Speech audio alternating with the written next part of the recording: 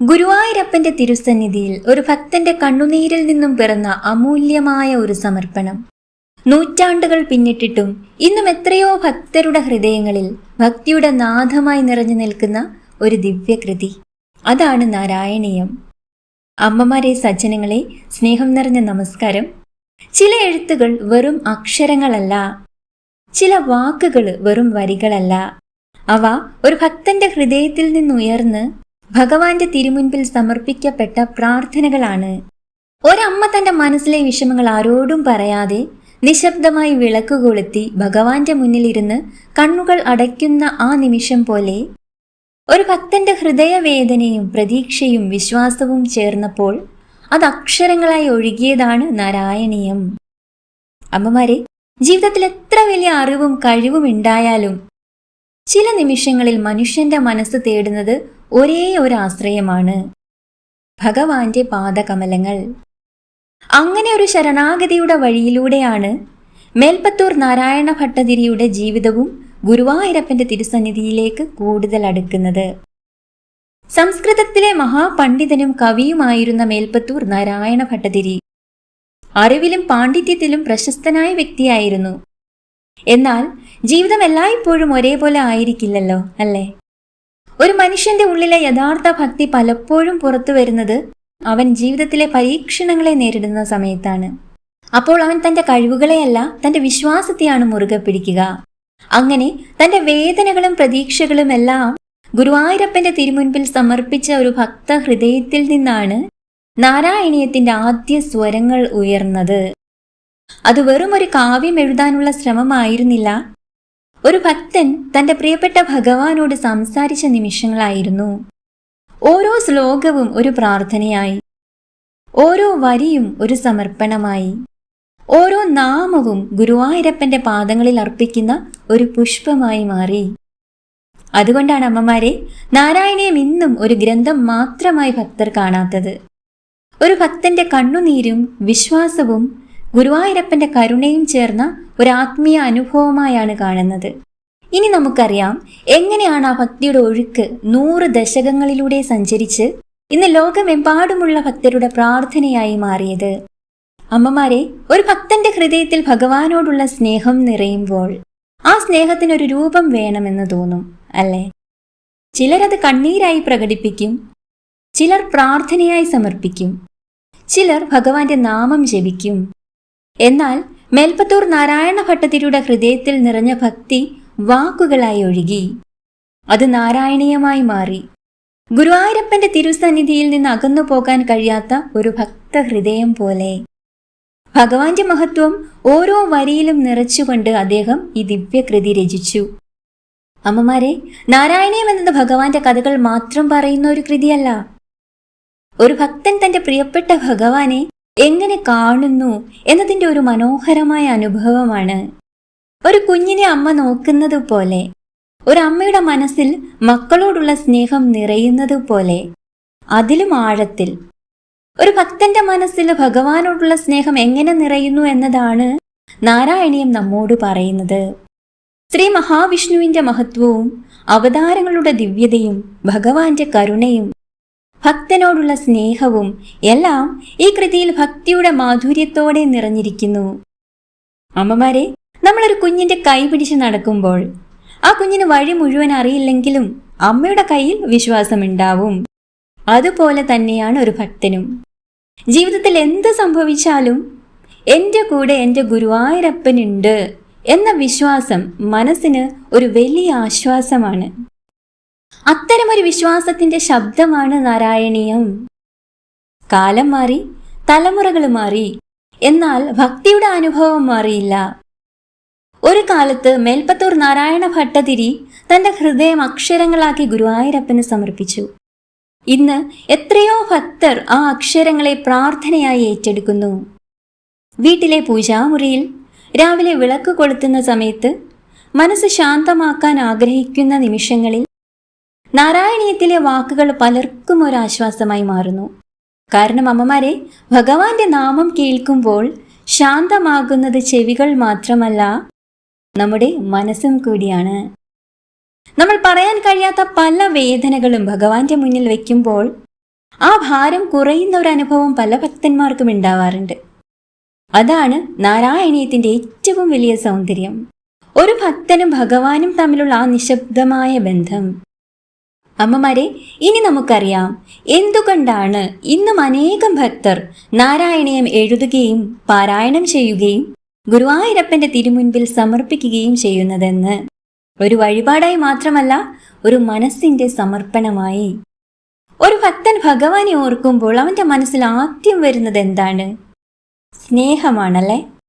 ആ സ്നേഹത്തിന് പല രൂപങ്ങളുണ്ട്. ചിലർ പൂക്കൾ സമർപ്പിക്കും, ചിലർ വിളക്ക് തെളിയിക്കും, ചിലർ നാമജപം ചെയ്യും, ചിലർ ഭഗവാന്റെ നാമങ്ങൾ എഴുതിക്കൊണ്ട് തന്റെ മനസ്സിനെ ആ ഭക്തിയിൽ ലയിപ്പിക്കും. അത്തരത്തിൽ നാരായണീയം എഴുതുന്നതും പല ഭക്തർക്കും ഒരാത്മീയ അനുഭവമാണ്. അമ്മമാരെ, ഒരു വരി എഴുതുമ്പോൾ അത് വെറും മഷി കൊണ്ട് കടലാസിൽ പതിയുന്ന അക്ഷരങ്ങൾ മാത്രമല്ല, ആ നിമിഷത്തിൽ നമ്മുടെ ചിന്തകൾ ഭഗവാനിലേക്ക് തിരിയുകയാണ്.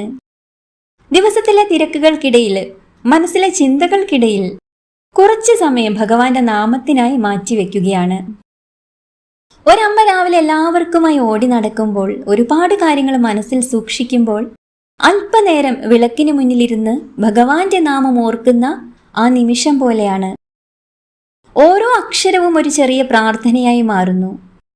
നാരായണീയം എഴുതുന്ന ഭക്തരുടെ മനസ്സിലും ഇതേ ഭാവമാണ്.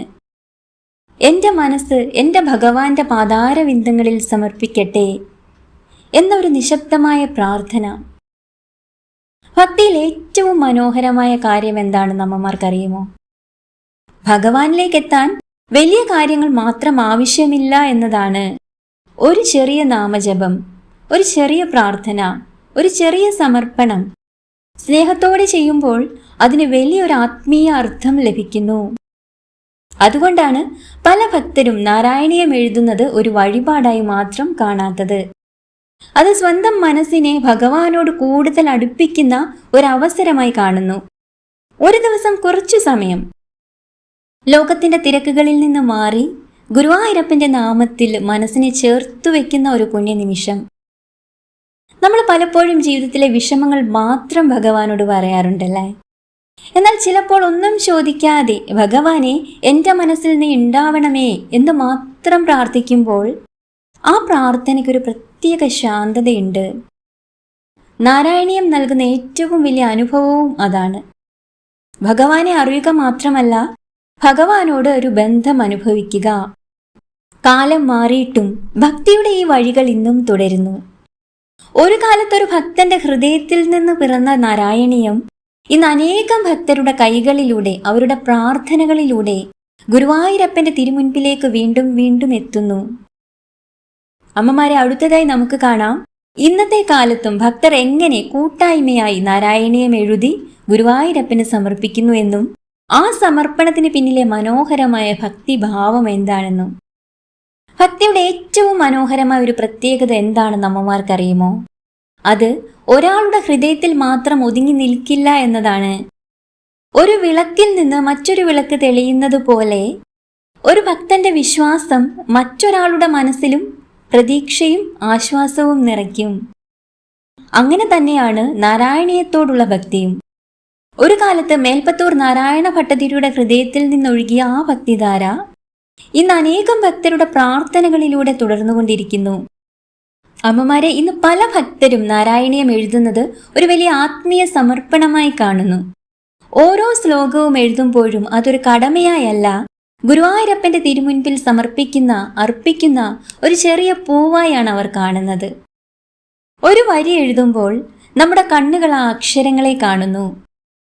മനസ്സ് അതിന്റെ അർത്ഥത്തിലേക്ക് പതുക്കെ ഇറങ്ങി ചെല്ലുന്നു. കൈകൾ അതിനെ പേപ്പറിലേക്ക് പകർത്തുന്നു. ആ നിമിഷങ്ങളിൽ ചിതറിക്കിടക്കുന്ന മനസ്സ് ഭഗവാന്റെ നാമത്തിൽ മാത്രം ഒതുങ്ങുന്നത് പോലൊരു അനുഭവം പല ഭക്തർക്കും ലഭിക്കുന്നു. അതുകൊണ്ടായിരിക്കാം നാരായണീയം എഴുതി കഴിഞ്ഞപ്പോൾ മനസ്സിന് പറഞ്ഞറിയിക്കാനാവാത്ത ഒരു ശാന്തി ലഭിച്ചതായി പലരും പറയുന്നത്. അതൊരു വഴിപാട് മാത്രമല്ല, സ്വന്തം മനസ്സിനെ ഗുരുവായൂരപ്പന്റെ സന്നിധിയിലേക്ക് പെതുക്കെ നടത്തിക്കൊണ്ടുപോകുന്ന ഒരു ആത്മീയ യാത്ര കൂടിയാണ്. ചിലർ ദിവസവും കുറച്ച് സമയം മാറ്റിവെച്ച് എഴുതും, ചിലർ കുടുംബാംഗങ്ങളോടൊപ്പം ചേർന്ന് എഴുതും, ചിലർ ജീവിതത്തിലെ ഒരു പ്രത്യേക അവസരത്തിന്റെ ഓർമ്മയായി അത് സമർപ്പിക്കും. എന്നാൽ എല്ലാവരുടെയും മനസ്സിലുള്ള ഭാവം ഒന്ന് തന്നെയാണ്. ഗുരുവായൂരപ്പ, എന്റെ ഈ ചെറിയ സമർപ്പണം നിന്റെ പാദങ്ങളിൽ സ്വീകരിക്കണമേ. അമ്മമാരെ, ഇന്നും ഗുരുവായൂരപ്പന്റെ ഭക്തരിൽ പലരും നാരായണീയം എഴുതുന്നത് ഒരു ആത്മീയ സമർപ്പണമായി കാണുന്നു. ഓരോ ദിവസവും കുറച്ചു സമയം മാറ്റിവെച്ച് ഓരോ ശ്ലോകവും ഭക്തിയോടെ എഴുതി പൂർത്തിയാക്കി അത് ഗുരുവായൂരപ്പന്റെ തിരുമുൻപിൽ സമർപ്പിക്കുമ്പോൾ അത് വെറും അക്ഷരങ്ങളുടെ സമർപ്പണമല്ല, ഒരു ഭക്തന്റെ മനസ്സും പ്രാർത്ഥനയും ഭഗവാന്റെ പാദങ്ങളിൽ അർപ്പിക്കുന്ന ഒരു പുണ്യ നിമിഷമാണ്. എത്രയോ ഭക്തരുടെ കൈകളിലൂടെ എഴുതപ്പെട്ട ആ നാരായണീയ സമർപ്പണങ്ങൾ ഗുരുവായൂരപ്പന്റെ സന്നിധിയിലെത്തുമ്പോൾ അതൊരുപാട് ഹൃദയങ്ങളുടെ ഒരുമിച്ചുള്ള ഭക്തി സ്വരമായി മാറുന്നു. അമ്മമാരെ, നമുക്കൊന്ന് ചിന്തിച്ചു നോക്കാം. എത്രയോ ആളുകള് വ്യത്യസ്ത സ്ഥലങ്ങളിൽ നിന്ന്, വ്യത്യസ്ത ജീവിത സാഹചര്യങ്ങളിൽ നിന്ന് ഒരേ ഭഗവാന്റെ നാമത്തിൽ ഒന്നിക്കുന്നു. അവരുടെ കൈകളിൽ എഴുതപ്പെടുന്നത് അക്ഷരങ്ങൾ മാത്രമല്ല, അവരുടെ വിശ്വാസവും പ്രാർത്ഥനയും പ്രതീക്ഷകളും കൂടിയാണ്. പൂർത്തിയായ നാരായണീയം ഗുരുവായൂരപ്പന്റെ സന്നിധിയിൽ സമർപ്പിക്കുന്ന ആ നിമിഷം അതൊരു പുസ്തകം സമർപ്പിക്കുന്ന നിമിഷം മാത്രമല്ല, നൂറുകണക്കിന് മനസ്സുകൾ ഒരുമിച്ച് ഭഗവാന്റെ മുൻപിൽ നമിക്കുന്ന ഒരു ആത്മീയ നിമിഷവും കൂടിയാണ്. നമ്മുടെ ജീവിതത്തിലും ചില കാര്യങ്ങൾ അങ്ങനെയാണല്ലേ. വലുതായിട്ടൊന്നും ചെയ്യാൻ കഴിയാത്തപ്പോഴും സ്നേഹത്തോടെ ചെയ്യുന്ന ചെറിയൊരു സമർപ്പണം പോലും ഭഗവാന്റെ മുൻപിൽ വളരെയധികം വിലപ്പെട്ടതാണ്. ഒരു തുളസിയില, ഒരു ചെറിയ നാമജപം, ഒരു നിമിഷത്തെ പ്രാർത്ഥന, ഇവയെല്ലാം ഭക്തിയുടെ ഭാഷയാണ്. ഗുരുവായൂരപ്പന് വേണ്ടത് നമ്മുടെ സമ്പത്തോ വലിയ കഴിവുകളോ ഒന്നുമല്ല, നിറഞ്ഞ മനസ്സാണ്. അതുകൊണ്ടാണ് നാരായണീയം ഇന്നും ഭക്തരുടെ ഹൃദയത്തിൽ ജീവിക്കുന്നത്. അത് വെറും ഒരു കൃതി ആയതുകൊണ്ടല്ല, അതിൽ നിറഞ്ഞിരിക്കുന്നത് ഒരു ഭക്തന്റെ സ്നേഹവും ശരണാഗതിയും ആയതുകൊണ്ടാണ്. അമ്മമാരെ, ഇനി നമുക്കറിയാം നാരായണീയം എങ്ങനെ നമ്മുടെ വീടുകളിലെ പ്രാർത്ഥനയുമായി ചേരുന്നു എന്നും തിരക്കുകൾക്കിടയിലും ഒരമ്മയുടെ മനസ്സിന് എങ്ങനെ ഒരു ശാന്തിയുടെ നിമിഷമാകുന്നതെന്നും. അമ്മമാരെ, ഒരമ്മയുടെ ഒരു ദിവസം എങ്ങനെയാണെന്ന് നമുക്ക് എല്ലാവർക്കും അറിയാം. രാവിലെ കണ്ണു തുറക്കുന്ന നിമിഷം മുതൽ വീട്ടിലെ ഓരോരുത്തരുടെയും കാര്യങ്ങള്, കുട്ടികളുടെ ആവശ്യങ്ങള്, കുടുംബത്തിന്റെ സന്തോഷങ്ങള് എല്ലാം ശ്രദ്ധിച്ചുകൊണ്ട് ഓടിക്കൊണ്ടിരിക്കുന്ന ഒരു മനസ്സാണ് അമ്മയുടേത്. പലപ്പോഴും അമ്മമാർ സ്വന്തം മനസ്സിനെ കുറിച്ച് ചിന്തിക്കാൻ പോലും മറന്നുപോകും. എല്ലാവർക്കും വേണ്ടി പ്രാർത്ഥിക്കുന്ന അമ്മ, സ്വന്തം വിഷമങ്ങൾ പലപ്പോഴും ഭഗവാന്റെ മുന്നിൽ മാത്രം പറയുന്ന അമ്മ, ആ തിരക്കുകൾക്കിടയിൽ ഒരു ചെറിയ നിമിഷം ഭഗവാന്റെ നാമത്തിനായി മാറ്റിവെക്കുമ്പോൾ ആ നിമിഷം തന്നെ നമ്മുടെ മനസ്സിനൊരു വലിയ ആശ്വാസമായി മാറും. ഒരു വിളക്ക് തെളിച്ച് ഭഗവാന്റെ മുന്നിലിരുന്ന് കുറച്ചു നേരം നാരായണ നാമം ഓർക്കുമ്പോൾ പുറത്തുള്ള പ്രശ്നങ്ങളെല്ലാം ഉടനെ മാറണമെന്നില്ല, എന്നാൽ അവയെ നേരിടാനുള്ള ഒരു ധൈര്യം മനസ്സിൽ വന്ന് നിറയും. അതാണ് ഭക്തിയുടെ യഥാർത്ഥ സൗന്ദര്യം. അമ്മമാരെ, നാരായണീയം നമ്മളെ പഠിപ്പിക്കുന്നത് ഒരു കാര്യം കൂടിയാണ്, ഭഗവാനെ ഓർക്കാൻ വലിയ അവസരങ്ങൾ കാത്തിരിക്കേണ്ടതായിട്ടില്ല എന്ന്. നമ്മുടെ ചെറിയ ചെറിയ നിമിഷങ്ങൾ പോലും ഒരു പ്രാർത്ഥനയാക്കാം. അടുക്കളയിലെ തിരക്കിനിടയിൽ വിളക്ക് തെളിയിക്കുന്ന സമയത്ത്, രാത്രി എല്ലാവരും ഉറങ്ങിയ ശേഷം മനസ്സിൽ ഒരു നിമിഷം ഗുരുവായൂരപ്പനെ ഓർക്കുമ്പോൾ പോലും ആ സ്മരണം ഭക്തിയുടെ വഴിയാകുന്നു. കാരണം ഭഗവാൻ കാണുന്നത് നമ്മുടെ പുറമേയുള്ള ആചാരങ്ങളെ മാത്രമല്ല, നമ്മുടെ മനസ്സിലെ സ്നേഹത്തെയാണ്. അമ്മമാരെ, ചിലപ്പോൾ ജീവിതത്തിൽ നമുക്ക് പറയാൻ കഴിയാത്ത അത്ര വിഷമങ്ങൾ ഉണ്ടാവും, ആരോടും പങ്കുവയ്ക്കാൻ കഴിയാത്ത ചിന്തകൾ ഉണ്ടാവാം. അത്തരം സമയങ്ങളിൽ എൻ്റെ ഗുരുവായൂരപ്പ, എൻ്റെ മനസ്സ് നിനക്കറിയാം എന്ന് പറഞ്ഞ് ഭഗവാന്റെ മുന്നിൽ അങ്ങനെ ഇരിക്കുമ്പോൾ ആ നിമിഷം തന്നെ ഒരു ആശ്വാസമായി മാറും. നാരായണീയം പോലെയുള്ള ഭക്തി കൃതികൾ നമ്മെ വീണ്ടും വീണ്ടും ഓർമ്മിപ്പിക്കുന്നത് ഇതാണ്. ഭഗവാനും ഭക്തനും തമ്മിലുള്ള ബന്ധം വാക്കുകൾക്കപ്പുറമാണ്. ഒരു കുഞ്ഞമ്മയുടെ കൈ പിടിക്കുന്നത് പോലെ ഒരു ഭക്തൻ ഭഗവാന്റെ കരുണയിൽ വിശ്വാസം നിറയ്ക്കുന്നു. ഭഗവാനും ഭക്തനും തമ്മിലുള്ള ബന്ധം വാക്കുകൾക്കപ്പുറമാണ്. അമ്മമാരെ, നമ്മുടെ വീടുകളിൽ ഭക്തിയുടെ ഒരു ചെറിയ പ്രകാശം പോലും ഉണ്ടെങ്കിൽ അത് ആ വീട്ടിലെ മനസ്സുകൾക്കൊരു വലിയ സമാധാനമാണ്. ഒരു നാമം, ഒരു പ്രാർത്ഥന, ഒരു സ്നേഹത്തോടെയുള്ള സമർപ്പണം, ഇതെല്ലാം നമ്മുടെ ജീവിതയാത്രയിൽ ചെറിയ ചെറിയ ആശ്വാസങ്ങളായി മാറുന്നു. ഗുരുവായൂരപ്പന്റെ തിരുമുൻപിൽ നിന്ന് പിറന്ന നാരായണീയം ഇന്നും എത്രയോ ഹൃദയങ്ങളിൽ പ്രതീക്ഷയും സമാധാനവും നിറയ്ക്കുന്നത് അതുകൊണ്ടാണ്. കാരണം അതൊരു പുസ്തകം മാത്രമല്ല, ഒരു ഭക്തൻ ഭഗവാനെ വിളിച്ചപ്പോൾ ലഭിച്ച സ്നേഹത്തിന്റെ ഓർമ്മ കൂടിയാണ്. അമ്മമാരെ, അതുകൊണ്ടാണ് ഇന്നും അനേകം ഭക്തർ നാരായണീയം എഴുതി പൂർത്തിയാക്കി ഗുരുവായൂരപ്പന്റെ സന്നിധിയിൽ സമർപ്പിക്കുന്നത്. ആ പുസ്തകം വെറും അക്ഷരങ്ങളുടെ കൂട്ടമല്ല, ഓരോ പേജിലും നിറഞ്ഞിരിക്കുന്ന പ്രാർത്ഥനകളും പ്രതീക്ഷകളും ഭക്തിയുടെ നിമിഷങ്ങളും ചേർന്ന ഒരു ഹൃദയ സമർപ്പണമാണ്. ഗുരുവായൂരപ്പന്റെ പാദകമലങ്ങളിൽ അത് സമർപ്പിക്കുമ്പോൾ ഒരു പുസ്തകം മാത്രമല്ല, ഒരു ഭക്തന്റെ മനസ്സിന്റെ ഒരു ഭാഗം തന്നെയാണ് ഭഗവാന്റെ മുന്നിലെത്തുന്നത്. നാരായണീയത്തിന്റെ ഓരോ വരിയിലും നിറഞ്ഞു നിൽക്കുന്നത് ഒരു ഭക്തന്റെ സ്നേഹമാണ്.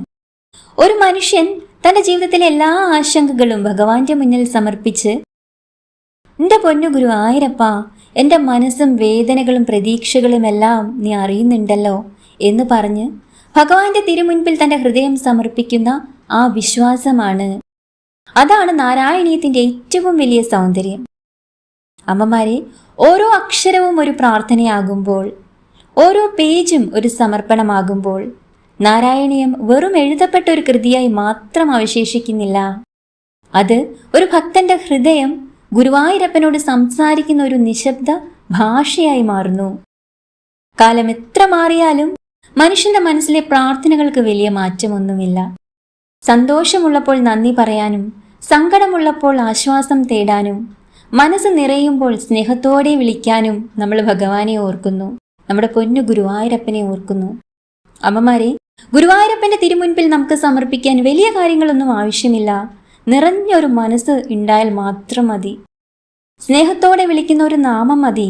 വിശ്വാസത്തോടെ അർപ്പിക്കുന്ന ഒരു നിമിഷം മതി. കാരണം ഭഗവാനിലേക്ക് എത്തുന്നത് നമ്മുടെ വാക്കുകളുടെ ഭംഗിയിലൂടെയല്ല, നമ്മുടെ മനസ്സിന്റെ സത്യസന്ധതയിലൂടെയാണ്. നമുക്ക് പ്രാർത്ഥിക്കാം അമ്മമാരെ. ഗുരുവായൂരപ്പ, നാരായണീയത്തിന്റെ ഓരോ വാക്കിലും നിറഞ്ഞിരിക്കുന്ന ആ ഭക്തിയും ശാന്തിയും ഞങ്ങളുടെ മനസ്സുകളിലും വീടുകളിലും നിറയണമേ. ജീവിതത്തിലെ പ്രയാസങ്ങളെ നേരിടാൻ ധൈര്യം നൽകണമേ. മനസ്സിൽ സമാധാനം നൽകണമേ. ഞങ്ങളുടെ കുടുംബങ്ങളെ നിന്റെ കരുണാകടാക്ഷത്താൽ കാത്തുകൊള്ളണമേ. അമ്മമാരെ, ഇന്നു മുതൽ നമുക്കൊരു ചെറിയ നിമിഷം ഭഗവാനായി മാറ്റിവെക്കാം.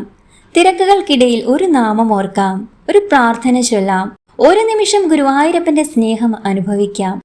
കാരണം ഭഗവാനെ സ്നേഹത്തോടെ വിളിക്കുന്ന ഒരു മനസ്സ് ഒരിക്കലും ഒറ്റയ്ക്കല്ല. ഗുരുവായൂരപ്പന്റെ കരുണയും അനുഗ്രഹവും നിങ്ങളുടെ വീടുകളിലും ഹൃദയങ്ങളിലും എന്നും നിറഞ്ഞു നിൽക്കട്ടെ. ഹരേ കൃഷ്ണ, സർവം കൃഷ്ണാർപ്പണമസ്തു. ഹരേ നാരായണ. ഗുരുവായൂരപ്പ ശരണം. ഭഗവാനെ, ഗുരുവായൂരപ്പ ശരണം.